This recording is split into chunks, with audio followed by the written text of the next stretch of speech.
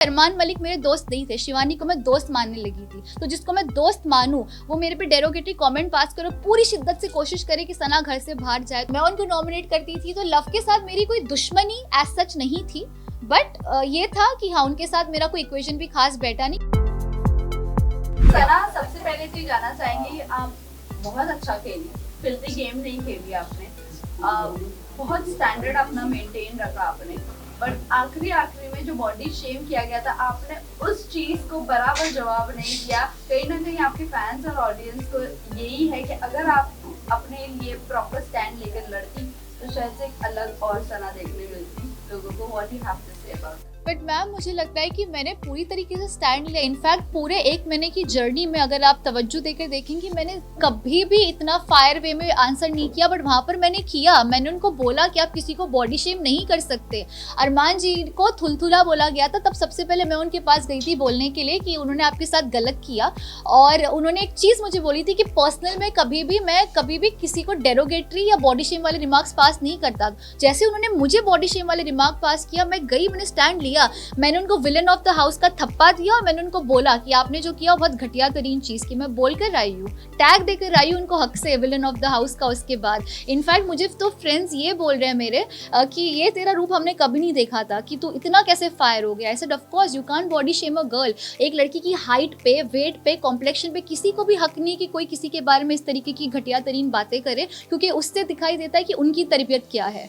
And वो मैंने जो स्टैंड भी लिया तो मेरे खुद के लिए नहीं लिया था, वो हर उस लड़की के लिए लिया था जिसको इनसिक्योर फील कराया जाता है उसकी कम हाइट या उसकी शक्ल को लेकर।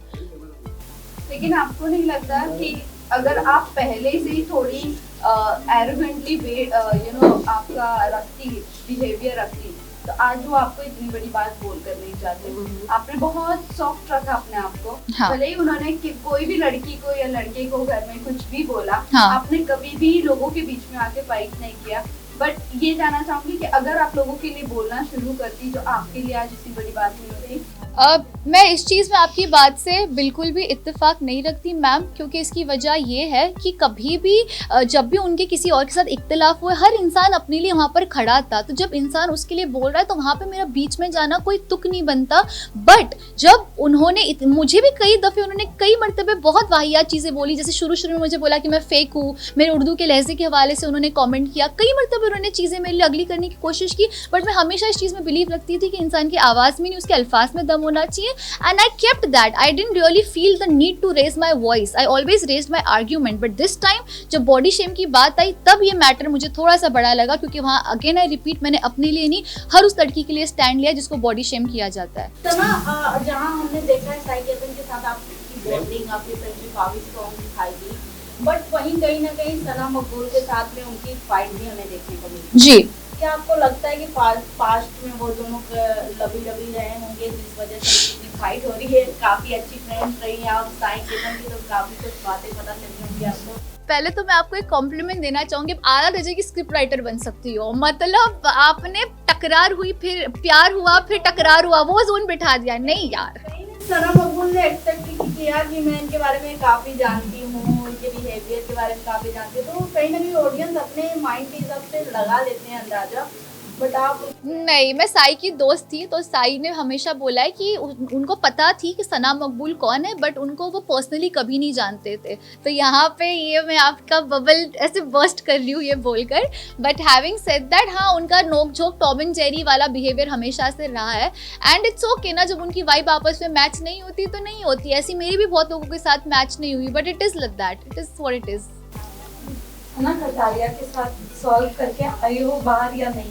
क्योंकि एंड तक तो कहीं ना कहीं देखा जा रहा था कि आप दोनों में अच्छी चीजें बैठ ही नहीं रही थी, तो क्या कहना चाहोगे? यही बात है कि लव के साथ कभी मैंने बैठने की कोशिश कभी नहीं की, ना उन्होंने मेरे साथ बैठने की कोशिश की। मैं उनको जानती नहीं हूँ, वो मुझे जानते नहीं है। वो मुझे नॉमिनेट करते थे, लिहाजा मैं उनको नॉमिनेट करती थी।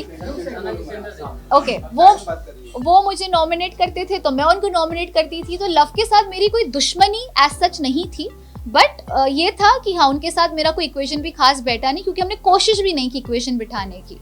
शिवानी के साथ ऐसा क्या हो गया कि एंड में निकलते वक्त में आपने उनसे कहा कि जो चाहिए था वो तो हो ही गया, तो क्या हो गया था आप दोनों के बीच? जी, इसका मैं आपको बहुत तफसील से जवाब देना चाहूँगी। एक टास्क हुआ था, एलिमिनेशन टास्क। तो 13 मिनट मुकम्मल करने थे। इसी बीच जो दूसरे कंटेस्टेंट्स थे उनको हमें डिस्ट्रैक्ट करना था, टास्क था डिस्ट्रैक्ट करने का, अग्रीड। और डिस्ट्रैक्ट करते मुझे कोई मसला नहीं था, लेकिन अगर आप बहुत तवज्जो से वो एपिसोड देखोगे और कई वो चीज़ें कट भी की गई जो शिवानी और अरमान जी ने मुझे बॉडी शेम, कुछ चीज़ें आई भी है बट कुछ चीज़ें आई भी नहीं है, तो वहाँ पर वो मेरे मुंह के पास आके डिस्ट्रैक्ट करना कोई मसला नहीं होता। वो मुझे बॉडी शेम अरमान जी कर रहे थे, शिवानी भी उनका साथ दे रही थी बॉडी शेम करने में। इनकी हील देखो, इनका चेहरा देखो, मेकअप लगा के थोप के घूमती रहती है, ऐसे सारे वो कमेंट्स पास कर रहे थे डेरोगेटरी मेरे हवाले से हाइट को लेके। एंड आई स्टिल से कि शिवानी दिल की अच्छी है, वो बड़बोली है, वो दिल की अच्छी। कई मर्तबे वो सोबत में होता है ना कि अरमान बोल रहा है तो मैं भी बोलूंगी, वो सोबत में उसने वो किया। और मुझे बुरा इसी बात का भी लगा कि वो मेरी 4 या 5 दिन पहले अच्छी दोस्त बन गई थी और मैंने उनको ब्रेसलेट एक दिया था डायमंड का, ये बोल के कि अब तू मेरी आला दोस्त है, बड़बोली है पर दिल की अच्छी। तो उसकी मेरी दोस्ती बैठ गई, तो मैं देख रही हूँ इतनी शिद्दत से मुझे डिस्ट्रैक्ट कर रही है, मतलब इतना दिल से चाहती है कि मैं घर से बाहर हो जाऊँ और डिस्ट्रैक्ट कर भी रही है, प्लस ऐसे कॉमेंट्स पास करिए बॉडी शेम वाले। शायद अनजाने में अरमान जी की सोबत में उसने किया, बट वो मुझे तकलीफ हुई क्योंकि अरमान मलिक मेरे दोस्त नहीं थे, शिवानी को मैं दोस्त मानने लगी थी। तो जिसको मैं दोस्त मानूं वो मेरे पे डेरोगेटरी कमेंट पास करो, पूरी शिद्दत से कोशिश करे कि सना घर से बाहर जाए। तो एज अ ह्यूमन नेचर लाजमी है कि मेरी शक्ल पर वो दिक्कत आएगा। और मैं फेक इंसान नहीं हूँ कि मैं जानबूझ के जाके फेक हक करूँ, फेक स्माइल करूँ कि हाँ चलो मैं जा रही हूँ। नहीं, मैं हर्ट थी, मुझे बुरा लगा, मैंने दोस्त माना था तुमको और तुमने ये किया तो मैं हर्ट थी। और मैंने ये भी स्टेटमेंट पास किया जैसे कि आपने बोला कि तुम्हारा तो पूरा हो गया ना जो मकसद था, क्योंकि तभी तो वो डिस्ट्रैक्ट इस तरीके से कर रही थी क्योंकि उसको पता था ये नॉमिनेशन नहीं, सीधा घर से बेघर होने वाला टास्क था। तो वह मुझे तकलीफ हुई कि दोस्त बन के तुमने मेरे साथ ये किया, तो अब तुम मेरे पास आ रही हो बाय बोलने के लिए, जब कोशिश तो तुमने पूरी की, वो भी ऐसे कमेंट्स पास करके। तो मेरा दिल टूटा था और मैं फेक नहीं हूँ, मुझे मेरे जो दिल में वो मेरी शक्ल पे दिख जाता है। This is how Sana Sultan is. कहीं ना कहीं आपको नहीं लगता कि कहीं ना कहीं आप बाहर आई हैं तो अदनान की वजह से, क्योंकि आपका जो पार्टनर थे लास्ट गेम में, अगर वो सही तुक्का लगाए होते आप दोनों तो अब तक आप गेम में बनी हुई होती। अगर दूसरे कोई अनदर घर के पार्टनर आपके रहते तो आपको क्या लगता है? नहीं, मैं इस बात पे इत्तेफाक नहीं रखती, बिकॉज मुझे लगता है वो मुकद्दर का खेल है, वो जो होना था वो हुआ, हमने कोशिश पूरी की। हाँ, मैंने अदनान को बोला ज़रूर था कि अदनान टाइम हो गया है और 16 मिनट हो गए थे हमारे, मैंने बोला ज़रूर था, थोड़ा सा उसकी तरफ से मिसकैलकुलेशन हुआ होगा, but having said that it's okay, it's part of it. और मुझे कोई इस चीज़ का गिला नहीं है कि मैं 1 महीना 4 दिन रह के आई हूँ, मेरे लिए वो भी बहुत बड़ी बात है। एक कॉन्ट्रोवर्शियल शो में बिना कोई कॉन्ट्रोवर्सी के बाहर मैं क्लीन आई हूँ, ये मेरे लिए भी अच्छी बात है, मेरे जो वालिदैन हैं उनके लिए भी अच्छी बात है। They are proud of me, तो मुझे और क्या चाहिए। My friends are proud of me, people are liking me, that's more than enough for me. Sana, आप विशाल को जब थप्पड़ मारने वाला जी सीन हुआ था, जी, आपने कृतिका के साथ और चंद्रिका के साथ बात कर रही थी और आपने ये कहा था कि आप उसे जानती जरूर हो, हाँ, लेकिन आप ये चीज से नहीं वाकिफ थी कि वो ऐसा भी कर सकता है। यस। तो क्या आपको नहीं लगा कि ये आपका दोस्त है, आप उसको अगर इतने साल से जानती हो तो एक बार स्टैंड ले लेना चाहिए था थप्पड़ मारने वाले? मैम, मैंने एग्जैक्टली ये चीज़ किया, इसको स्टैंड लेना ही बोलते हैं। जब उन्होंने ये चीज़ मुझे बोली, मैंने उनको बोला यार मैं विशाल को, ये एग्जैक्टली मेरा जुमला था, बेशक एपिसोड जाके देख लीजिएगा, क्योंकि जब इंसान सच बोलता है तो उसको याद रखने की ज़रूरत नहीं कि उसने क्या बोला था। मैंने एग्जैक्टली ये बोला था कि यार मैं विशाल को 5 साल से जानती हूँ, हमको एक ही एजेंसी मैनेज करती है, मैंने जिंदगी में कभी नहीं देखा कि इसने किसी के ऊपर ऐसे कमेंट पास किया। मैं खुद भी शौक थी, लेकिन मुझे नहीं लगता ये ऐसा है, लेकिन मेरा मुंह ये बोल के चुप कराया गया जो ठीक भी था। उन्होंने ये बोला कि यार जब लव वो वाकई में खुद मौजूद था, उसका फ्रेंड जिसके साथ वो 24 घंटे उठता बैठता है, जब वो खुद ये चीज़ का एतराफ़ कर रहा है, ये चीज़ कन्फेस कर रहा है कि हाँ कि विशाल ने इसको गलत वे में बोला, तो मैं किस मुंह से बोलती मैम, जब जो वाकई में वो खुद ही मौजूद थे।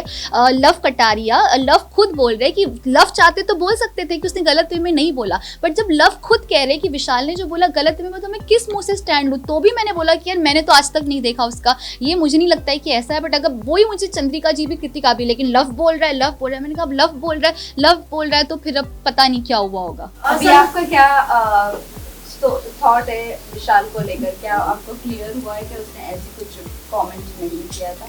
तो जब पायल जी आई थी तब यही सिचुएशन थी कि लव ने एतराफ़ किया था कि ये हुआ। फिर जब विशाल के पेरेंट्स आए तो उन्होंने आके ये बोला कि उसने इस तरीके से नहीं बोला, और तब विशाल में भी थोड़ा एतमाद और मुझ में भी आया कि शायद फिर इसको गलत तरीके से दर्शाया गया। सो हैविंग सेड दैट, विशाल के लिए रिस्पेक्ट है, मे बी उसको गलत वे में लिया गया होगा, मैं भी इस चीज़ पे बिलीव करना चाहूँगी। I would want to believe that. Last set of 2 दो क्वेश्चंस हैं। राइट मैं ब्लू जानना चाहूंगी एज अ गर्ल, जिस तरीके से रणवीर जी कमेंट पास कर रहे हैं सना मकबूल पे कि बहुत सेल्फिश है, बहुत चुड़ैल है, गंदी है, एक्सेट्रा एक्सेट्रा, वो काफी ज्यादा वीडियो में वायरल हो रहा है बुक पे जी। तो आपके अकॉर्डिंग मैं जानना चाहूंगी सना सुल्तान कैसी है, उनकी मतलब सच में वो सेल्फिश है?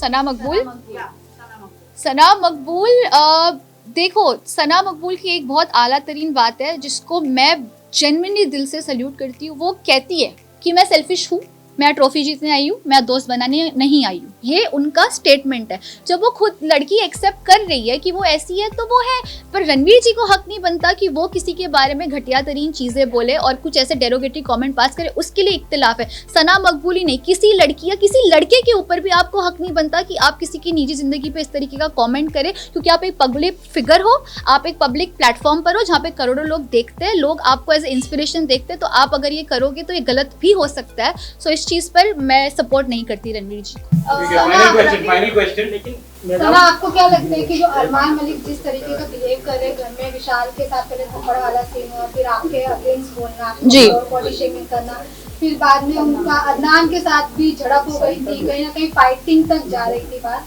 तो आपको ऐसा लगता है कि वो जानबूझकर ये सब कर रहे फिर भी वो नॉमिनेट नहीं हो रहे, फिर भी उनका एलिमिनेट नहीं? मैं यही बोलना चाहूँगी अरमान मलिक के हवाले से कि वो हिपोक्रेट इंसान है और उन्होंने बाज़ दफ़े ये प्रूव किया है। दूसरों के हवाले से तो किया ही किया है। मेरा तो पर्सनल एक्सपीरियंस है, साई केतन को मेरे अगेंस्ट मुसलसल भड़काते गए और उस वजह से साई के बिहेवियर में तब्दीली मुझे दिखी। उसके अलावा उन्होंने मुझे बॉडी शेम किया, जैसे कि विशाल के ऊपर उन्होंने किया। तो ये सारी चीज़ें इस बात का प्रूफ है कि वो अपने आप को इतना कॉन्फिडेंटली ओवर कॉन्फिडेंट है कि वो बाहर नहीं निकलेंगे। वो उनके बिहेवियर में दिख के भी आता है। बट पता है क्या, असली जर्नी बिग बॉस में नहीं, असली जर्नी बिग बॉस से बाहर आके चालू होगी कि आप वहाँ क्या छाप छोड़ कर आए हो। तब आप भी हो, मैं भी हूँ, हम देखेंगे कि वो क्या छाप छोड़ कर आए और ऑडियंस उनको किस तरीके से देखती है।